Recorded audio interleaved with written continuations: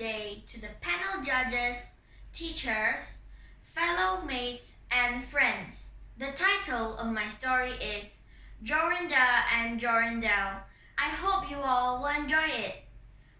Once upon a time, in an old castle in the middle of a deep, gloomy wood lived a mean old fairy. Any young man came close to the castle, he became fixed and cannot move until she came and set him free. When any maiden came close to the castle, she will turn them into a bird and put them in a cage.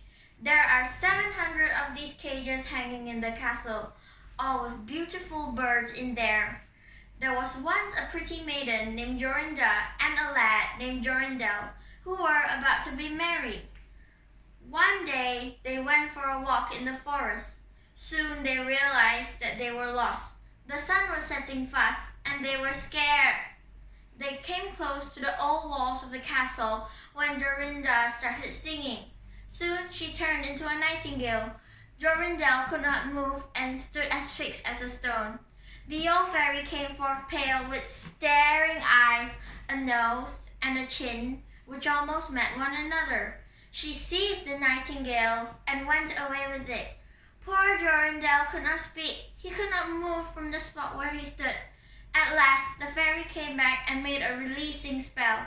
Suddenly, Jorindel found himself free. Then he fell on his knees before the fairy and begged her to give back his dear Jorinda. But she laughed at him and said that he will never see her again. Then she went her way. Jorindel could not go back to his own home, so he went to a strange village and employed himself in keeping sheep. Many times he did walk round and round to the hated castle as he dared go, but all in vain. He heard or saw nothing of Jorinda.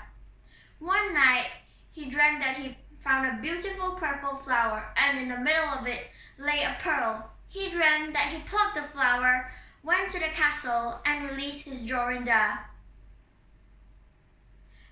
In the morning, when he awoke, he began to search for the flower.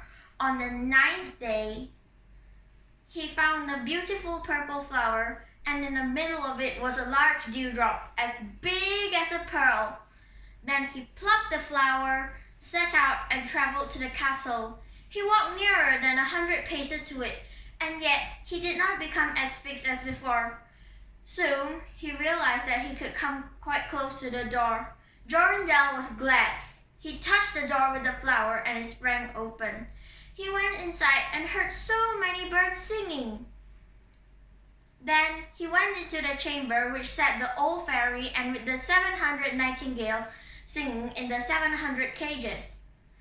When the fairy saw Jorindel, she was very angry and screamed with rage.